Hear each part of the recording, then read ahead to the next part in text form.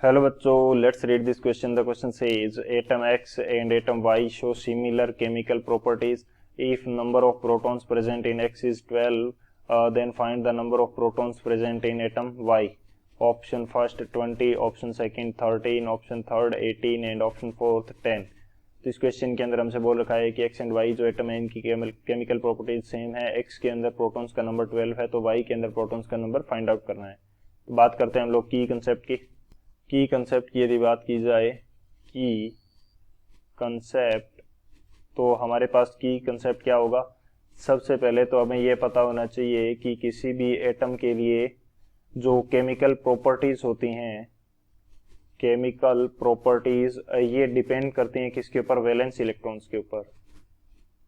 Depends on valence electrons. Valence electrons के ऊपर depend करेंगी. यदि वैलेंस इलेक्ट्रॉन्स का नंबर सेम है तो हमारे पास उन एटम्स की केमिकल प्रॉपर्टीज भी क्या होंगी, सेम होंगी. अब बात की जाए यदि वैलेंस इलेक्ट्रॉन्स की, वैलेंस इलेक्ट्रॉन्स तो ये क्या होते हैं, electrons present in outermost shell. Electrons present in outermost shell. Outermost shell के अंदर जो इलेक्ट्रॉन्स प्रेजेंट होंगे वो क्या होंगे, वैलेंस इलेक्ट्रॉन होंगे. और यदि वैलेंस इलेक्ट्रॉन सेम है, number of valence electron same है, तो केमिकल प्रॉपर्टीज भी क्या होगी, सेम होगी. तो हम जो गिवन ऑप्शंस हैं उनके अकॉर्डिंग हम कन्फिग्रेशन लिखेंगे, इलेक्ट्रॉनिक कन्फिग्रेशन, और फाइंड आउट करेंगे कि जो हमारे पास वैलेंस इलेक्ट्रॉन्स हैं वो सेम आ रहे हैं या नहीं आ रहे. एंड बेसिकली एक थिंग और होती है कि जो हमारे पास नंबर ऑफ प्रोटॉन्स होते हैं, नंबर ऑफ प्रोटॉन्स वो किसी भी एलिमेंट की न्यूट्रल कंडीशन के अंदर नंबर ऑफ इलेक्ट्रॉन्स के इक्वल होंगे,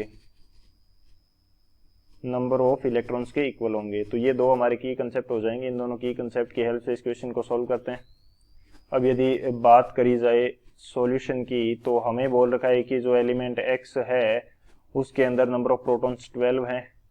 सो इसका एटॉमिक नंबर कितना आ जाएगा, 12 आ जाएगा. और यदि मैं इसका कन्फिग्रेशन लिखता हूँ तो ये आएगा 1s2, 2s2, 2p6 and 3s2.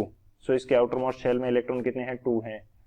इसी तरह से अब जो हमें ऑप्शंस के अंदर प्रोटॉन्स का नंबर दिया गया है वो है 20, तो इलेक्ट्रॉन का नंबर भी 20 होगा. इसके अकॉर्डिंग यदि मैं इलेक्ट्रॉनिक कन्फिग्रेशन लिखता हूँ तो ये मेरे पास कितना होगा, 1s2, 2s2, 2p6, 3s2, 3p6, 4s2.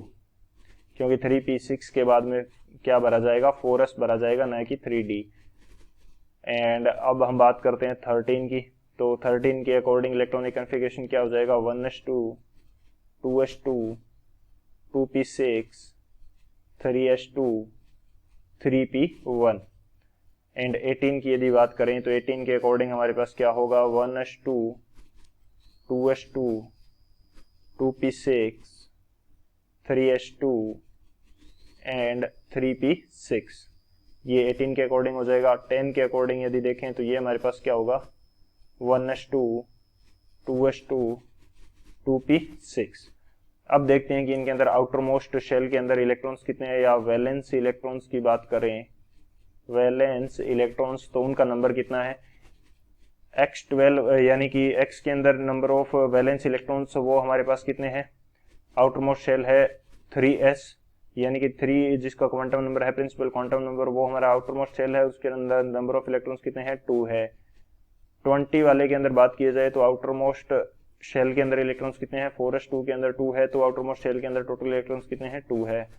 इसी तरह से मैं बात करूं 13 के लिए, तो 13 के अंदर कितने हैं हमारे पास, 3s2 एंड 3p1, यानी कि total number of valence electrons कितने हैं, 3.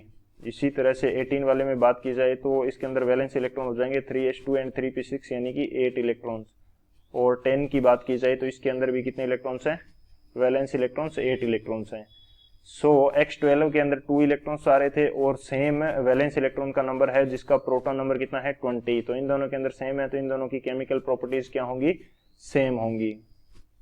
इनकी भी केमिकल प्रॉपर्टीज क्या होंगी, सेम होगी. तो y एटम के अंदर कितने प्रोटॉन्स होंगे, 20 होंगे. तो कौन सा ऑप्शन करेक्ट है हमारे पास, जो ऑप्शन ए है 20 वो हमारा करेक्ट हो जाएगा. So option A is the final answer. I hope you understood it well. Best of luck. Thank you.